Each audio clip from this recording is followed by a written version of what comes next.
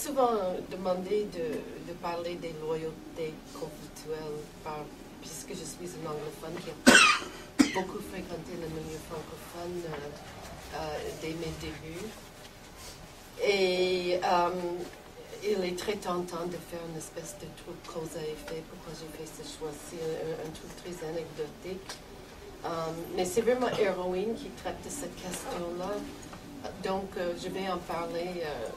Je vais plutôt faire une esquisse des influences dans ma carrière qui commencent avec le Québec et puis qui s'étendent petit à petit à une espèce de réseau continental qui est vraiment fort intéressant.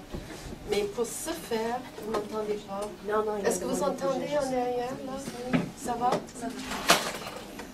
Pour ce faire, je vais quand même commencer avec certaines questions que je pose en écriture. Donc, avec des questions vraiment littéraires, j'essaierai pas de faire la sociologie parce que je suis écrivaine, puis c'est tout.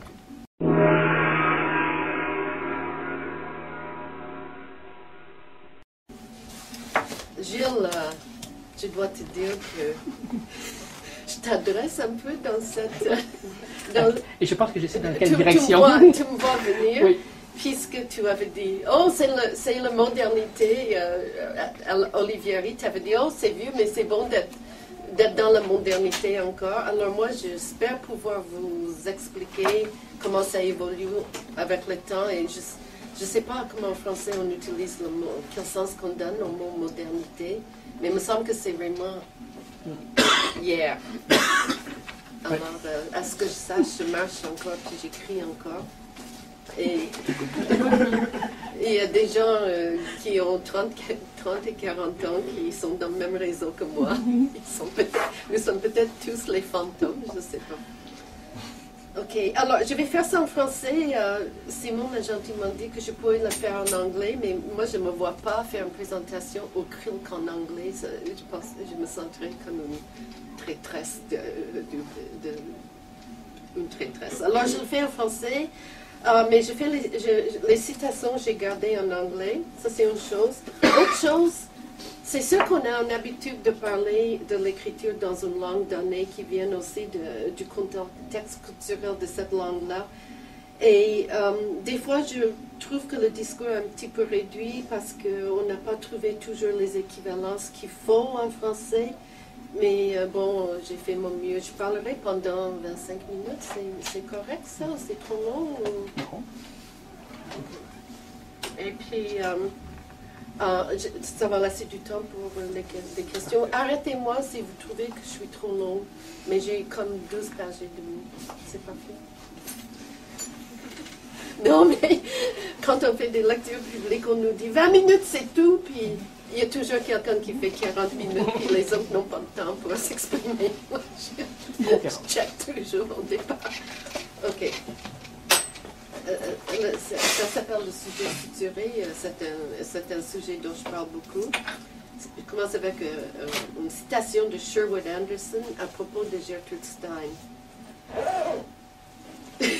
For me, the work of Gertrude Stein consists in a rebuilding an entirely new recasting of life in the city of words.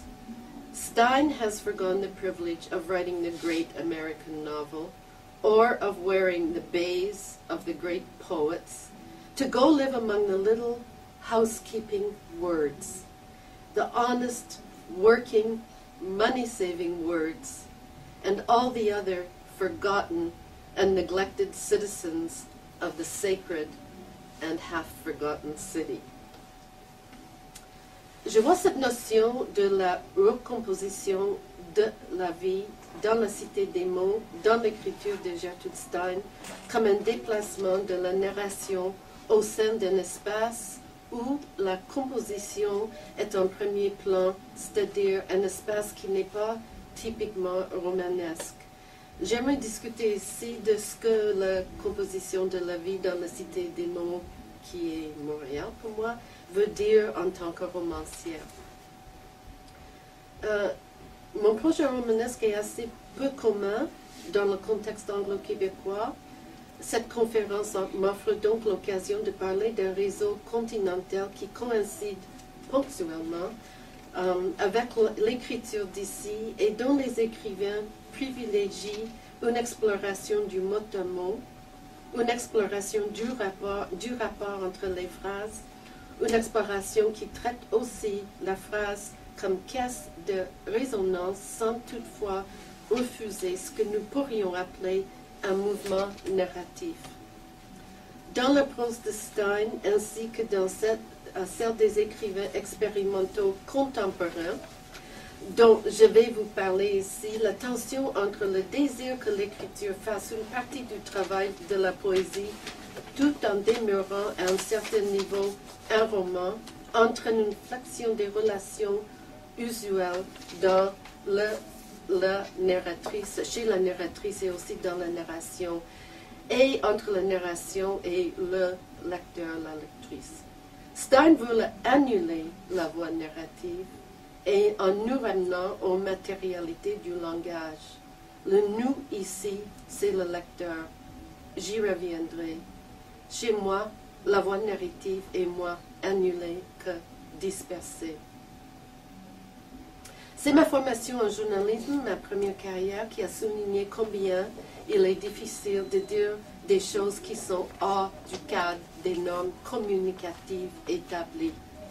On pouvait bien entendu prendre position jusqu'à un certain point dans nos articles, mais le format, le contexte du journal, je travaille à la Gazette, le rôle du journal dans la communauté, c'est-à-dire chez les lecteurs, laisse